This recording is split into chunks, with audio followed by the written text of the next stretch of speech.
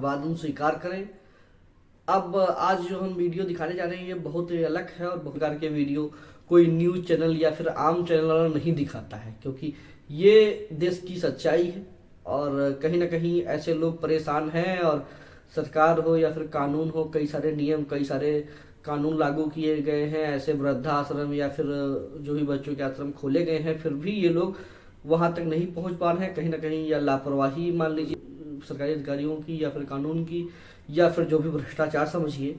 और आप देख सकते हैं कि ये जो दादा है, यह वीडियो अभी तक संक्षिप्त नहीं हुआ है कि यह वीडियो है कहाँ का, किसका है, बट ये जहाँ का है बड़ा ही दुखदाई वीडियो है। आप सब देख सकते हैं कि उम्र इनकी क्या रही होगी, कम से कम 70 से 75 साल उम्र होती है, होने के बावजूद बेचारे ये रिक्शा चला रहे हैं और इनकी ये दमा के मरीज है, श्वास के मरीज हैं, उनके श्वास नहीं चलते तो ये देख रहे हैं ऑक्सीजन ले करके भी चला रहे हैं और कहीं ना कहीं ये मजबूर हैं।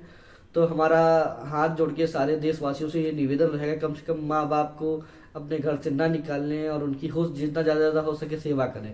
देखिए, बड़ा घर वो नहीं होता है जो 3 मंजिल का बना हो। मेरी समझ से बड़ा घर वही है जिसके घर में बुजुर्ग खुश हों, हंसते हुए मिले। अब आप लोगों की क्या राय है, आप लोग कमेंट करके बता सकते हैं। जिस घर में बुजुर्ग, उनके माँ बाप दादी बाबा खुश होंगे, मेरी सलाह तो है वो घर दुनिया में सबसे बड़ा घर है और वहाँ के जो लोग हैं वो सबसे बड़े आदमी हैं। और जिन घरों में पैसा आता है लेकिन उनके माँ बाप खुश नहीं है, वो घर मेरे मायने से कोई भी खुश नहीं है, बिल्कुल वो गरीब घर है, वो गरीब गांव है। तो कृपया सबसे निवेदन रहेगा कि इन लोगों को सहारा दें और आसरा दें। जो आश्रय इनके लिए बुजुर्गों के लिए बनाए गए हैं वहाँ तक इनको पहुँचाने का काम करें ताकि इन्हें 2 वक्त की भरपेट रोटी मिल सके। वैसे भी हमारे देश की 6 से 7% जनसंख्या जो है भूखे सोती है और कहीं ना कहीं ये बहुत बड़ी जनसंख्या हुई हमारे भारत की।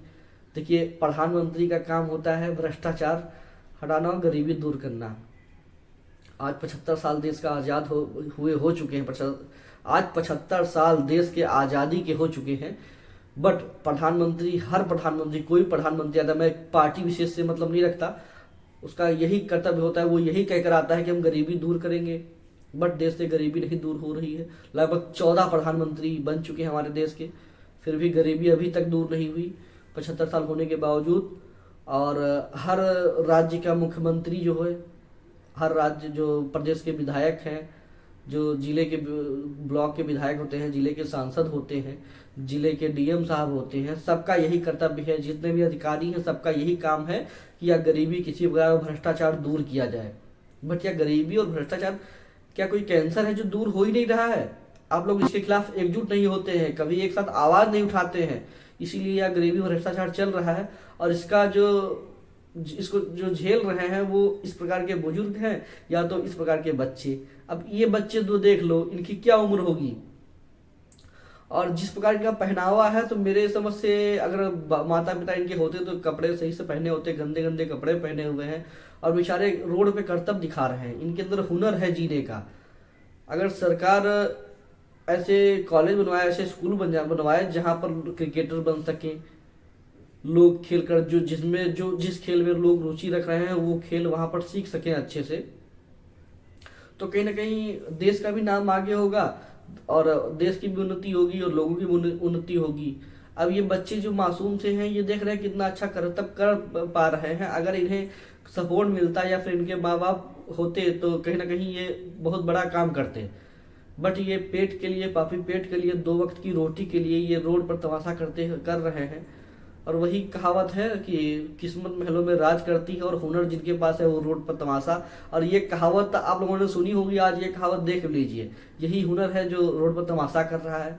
हमारा आप सबसे यही निवेदन रहेगा कि चैनल को सब्सक्राइब कर लें और इस वीडियो को शेयर करें ताकि हर इंसान कम से कम ऐसे लोगों का सपोर्ट जरूर करे जो वाकई में परेशान है। आप भिक्षा देते हैं, आप भीख देते हैं, हर किसी को भीख देते हैं। रोड पर चौराहे पर हम देखते हैं कि हजारों चौराहे पे, अभी आप किसी भी शहर में ले लीजिए, हजारों लोग रोज भीख मांग के खाते हैं। तो मेरा मानना रहेगा कि आप भीख में पैसे ना देकर उन्हें कम से कम गाड़ी में नहीं कुछ 2 रुपये वाला पार्ले का बिस्किट रख लीजिए, एक पैकेट, कोई आता है उसे दे दीजिए। इससे क्या होगा कि जो फर्जी भीख मांग रहे हैं ये भी कमी होगी, और कहीं ना कहीं जो अपहरण जैसे मामले सामने आ रहे हैं, और ये अपहरण इसीलिए होता है, अपहरण हो जाते हैं बच्चों के। अब आपका हो जाए या हमारा हो जाए या हमारे देश का हो जाए, हम तो अपने देश को अपना मानते हैं, तो हर बच्चा देश का हर वासी हमारा है।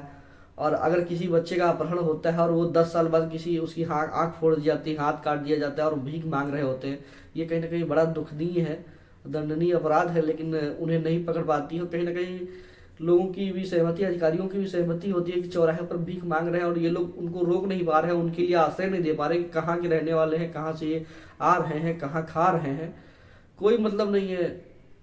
अब पैसे मांग रहे हैं, हो सकता है कोई इनका ठेकेदार हो, पैसा मंगवा रहा हो और उसके बाद पूरा ले लेता हो, तो कम से कम हर इंसान से यह निवेदन करेंगे, आप भारतीय हैं, भारतीय होने के नाते आप सबसे जो है एक अनुरोध करूंगा कि अपने गाड़ी में या फिर बाइक में जिससे भी चलते हैं और इन लोगों को पैसा देते हैं, तो उसी के दौर पे उससे 2 रुपए कम की कोई भी खाने पीने की चीज रखें और उन्हें दे दें, ताकि वो भी स्वस्थ स्वस्थ रह सके, मस्त रह सके और खा पी कर मस्त रह सके, और आप भी स्वस्थ रह सके। आप भी अपने दिल को आश्वासन दे सकते हैं कि हम लोग आज किसी को कुछ खाना खिलाया।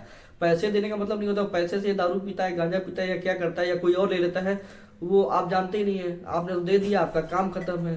तो आप सभी देशवासियों से यह निवेदन रहेगा कि कम से कम यह तरीका तो बदल बदल ही लीजिए, पैसे ना देकर उन्हें खाने पीने की चीज दी जाए। जय हिंद, जय भारत।